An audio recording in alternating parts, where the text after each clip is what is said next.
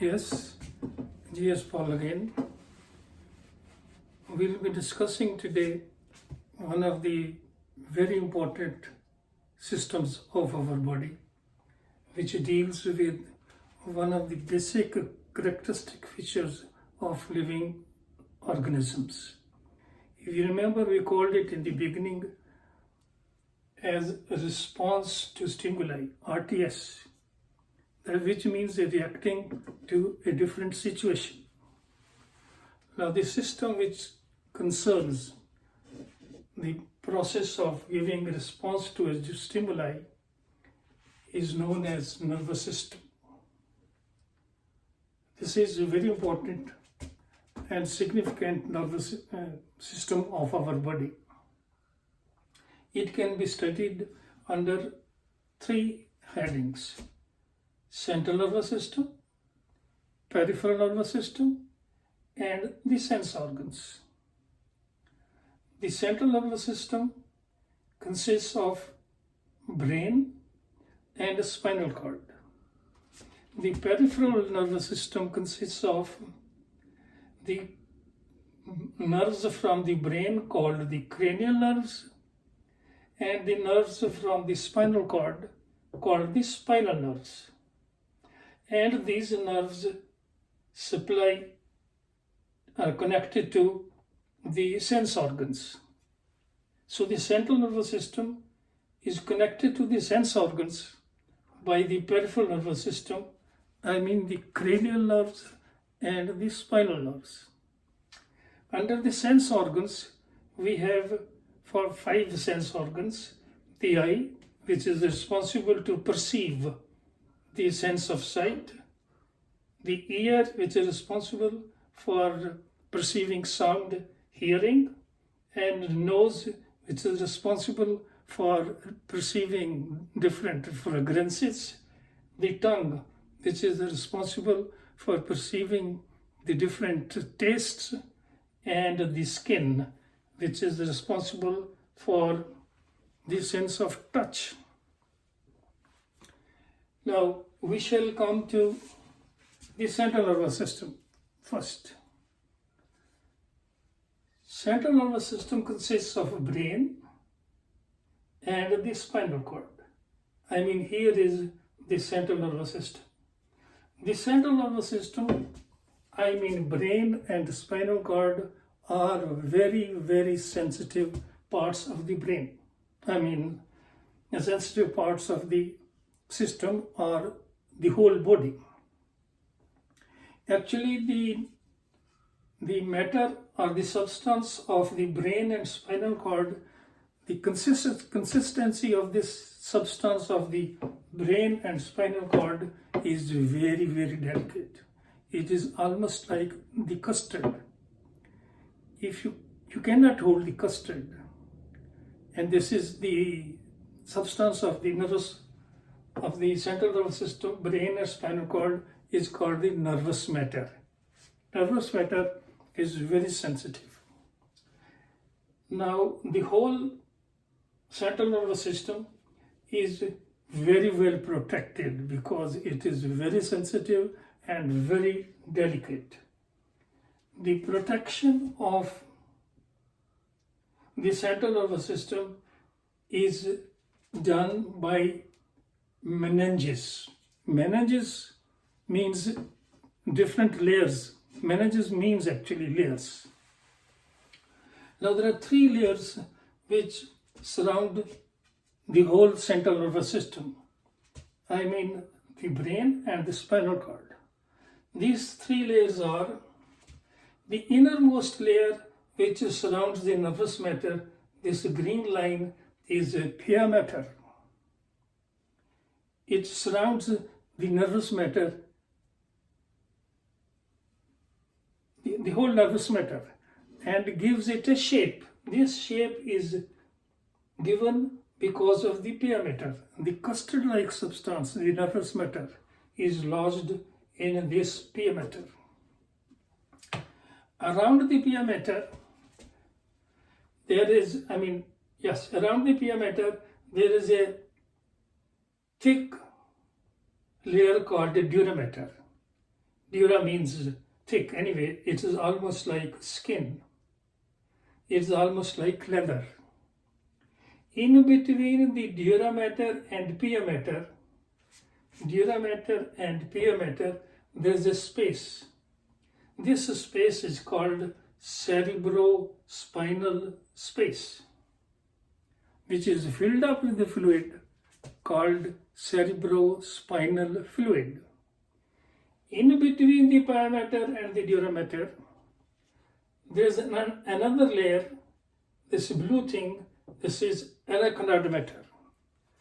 Arachnoid matter thus divides the cerebrospinal space into two compartments. The one under the dura mater is called subdural space. The one under the arachnoid is called subarachnoidal space. Thus, around the brain, there are two water-like, fluid-like jackets. That is subdural space and subarachnoidal space. Both of these spaces are filled up with the fluid, cerebrospinal fluid. Mind you, I am describing the protection or how this central nervous system is protected. Now, outside of the dura mater is a bony box. The bony box around the brain is the skull, and the bony box are the tube around the spinal, around the vertebral column is vertebral column, around the spinal cord, vertebral column. Thus, the whole brain is covered with the hard bony structure, the skull.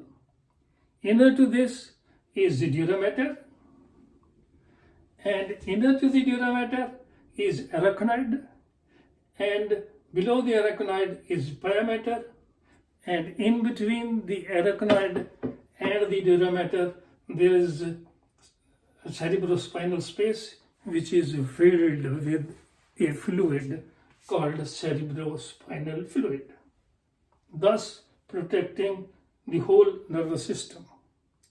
These three layers, pia mater and arachnoid mater and dura mater, constitute what is called the meninges.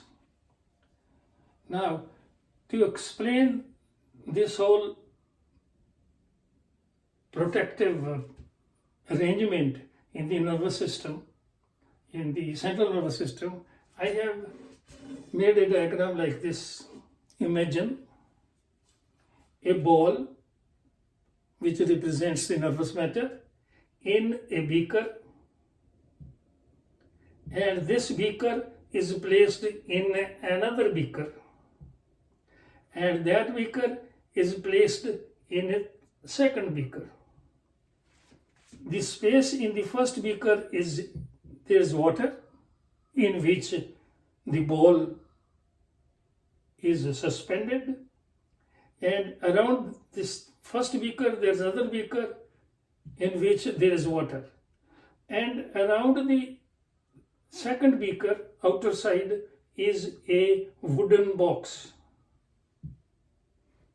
So I repeat, wooden box, the outer beaker, the inner beaker, and the innermost one, pia mater. In both these beakers, are the spaces in between these beakers is filled with water. Now, can you imagine a ball in between this wooden box and in water? Now imagine if this one is hit, the ball will not be hurt. The hit or the stroke or the impact of the hit will be absorbed by the bony box.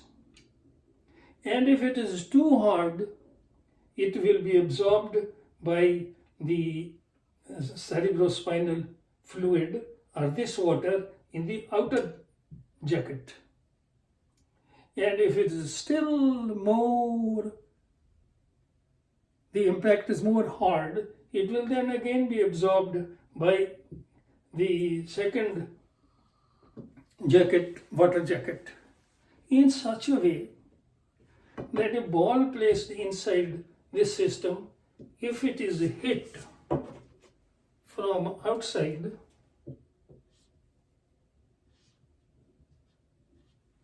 no impact reaches the brain, or no impact reaches the central nervous system.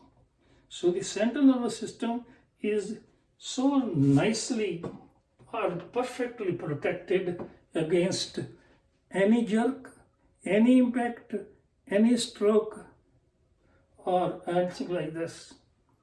And it is also held in the position, in the position in the bony box, I mean the skull and the vertebral column. Now, normally nothing happens to the nervous system, but sometimes, for some reason or the other, the cerebrospinal fluid gets infected and the meninges get affected. Any sickness or any problem which affects the cerebrospinal fluid and the meninges is called meningitis. And meningitis is a very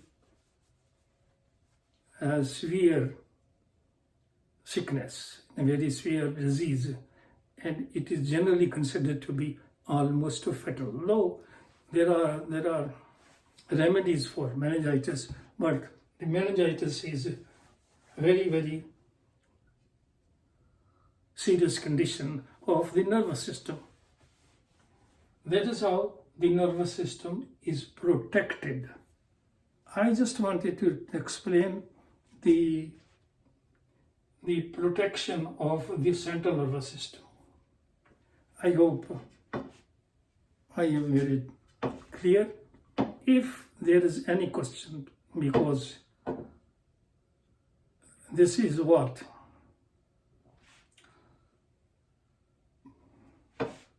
if there is any question, you can write those questions in the comment section. I will answer all those questions in the next session, because this is virtual. I would expect, I would like actually to say all those things in person, but that's not possible because of conditions around us or the conditions you know. So you can write the questions in the comment section and I will give the answers to all those questions. This is the beginning of the nervous system and protection of the central nervous system. Thank you.